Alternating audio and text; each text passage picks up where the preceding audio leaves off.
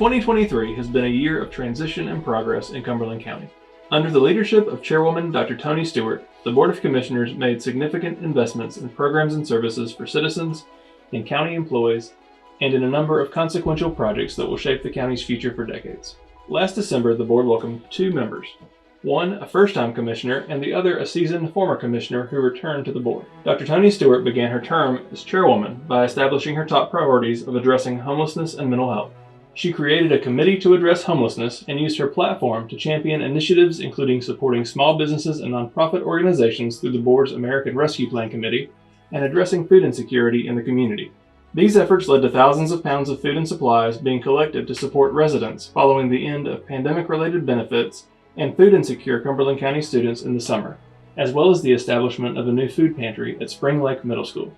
The Board of Commissioners welcomed Clarence Greer as county manager in March, worked with the county's municipal mayors to iron out a new sales tax agreement, and adopted a fiscal year 2024 budget in June that invests in programs and services that will improve the lives of Cumberland County citizens. Community-focused initiatives from the past year include expanding programming at Headquarters Library and other library locations across the county, adding WIC services on Fort Liberty, and implementing more convenient online payment systems for planning and inspections and animal services. The board also provided increased funding for Cumberland County schools, and Chairwoman Stewart spearheaded initiatives to address food insecurity among the county students and to support an end-of-year celebration at J.W. Kuhn Elementary School.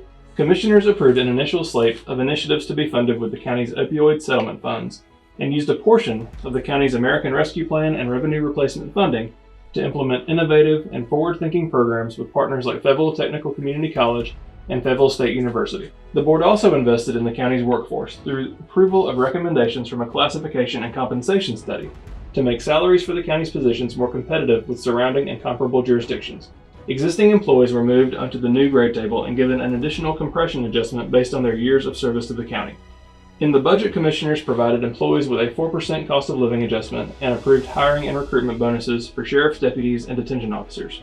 The board invested funding to renovate the former Dorothy Spainhauer building to be used as an employee child care center that will provide county employees with more child care options and eliminate a barrier to employment. In 2023, the board also moved forward more than $500 million in transformational projects for the community.